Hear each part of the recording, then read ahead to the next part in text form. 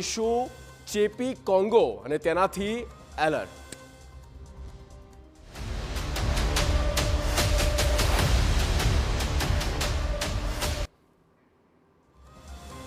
તો પાણીજન્ય રોગમાં ખાસ તો ટાઇફોઇડને ડામવામાં જ્યાં મહાનગરપાલિકા હાંફી ગઈ ત્યાં હવે પ્રાણીઓમાં માણસમાં ફેલાતો કોંગો ફીવર તંત્ર માટે અને લોકો માટે પણ એક રેડ સિગ્નલ છે। ગાંધીનગરમાં આ કોંગો ફીવરે દેખા દીધી છે અને તાત્કાલિક તેને સારવાર આપીને તપાસ કરવામાં આવી રહી છે। જે રીતે કાર્યવાહી મહાનગરપાલિકા દ્વારા કરવામાં આવી રહી છે, જો આવી જ કામગીરી ટાઇફોઇડ વખતે થઈ હોત તો આજે આ સ્થિતિ ના હોત।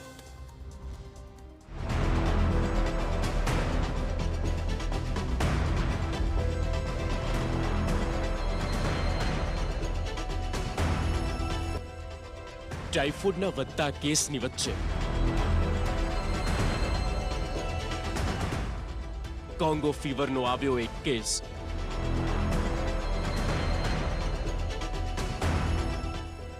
ચેપી કોંગો ફીવરથી મચ્યો હડકંપ। પ્રાણીઓમાંથી ફેલાય છે કોંગો ફીવર। ગુજરાતમાં પાણીજન્ય રોગના વધતા કેસની વચ્ચે હવે પ્રાણીઓમાંથી માણસમાં ફેલાતા કોંગો હેમરેજિક ફીવરના કેસનો નોંધાયો છે એક કેસ।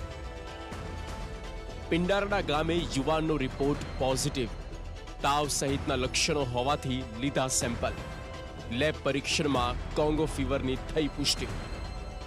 ગાંધીનગર જિલ્લાના પિંડારડા ગામમાં રહેતા 26 વર્ષીય પશુપાલક યુવાનને આ જીવલેણ વાયરસનો ચેપ લાગ્યો હોવાની પુષ્ટિ થઈ છે। છેલ્લા કેટલાક સમયથી તેઓ તીવ્ર તાવ સહિતના અન્ય લક્ષણો તેમનામાં જોવા મળ્યા હતા, જેમને ખાનગી હોસ્પિટલમાં દાખલ કરવામાં આવ્યા છે।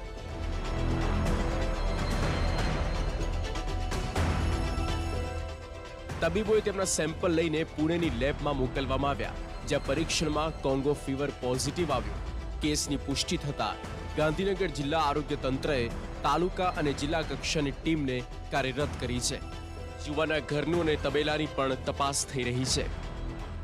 માણસમાં પણ આ ચેપ ફેલાઈ શકે છે। ગાંધીનગર જિલ્લાના પિંડરડી ગામ ખાતે એક કેસ CCHFનો 2 દિવસ પહેલાં જોવા મળેલો છે। આ કેસ એક કોમ્યુનિટી જે પશુપાલનની કામગીરી કરતી હતી એવા એક વ્યક્તિને થયેલો છે। એટલે ત્યાં સમગ્ર ગામનું સર્વેલન્સ કરવામાં આવ્યું છે। 5 ટીમો ત્યાં કામગીરી કરી રહી છે અને 5 ટીમો દ્વારા ત્યાંના 237 ગામની 1000 ઉપરાંતની જે વસ્તી છે એ તમામ વસ્તીને ચેક કરવામાં આવ્યો છે।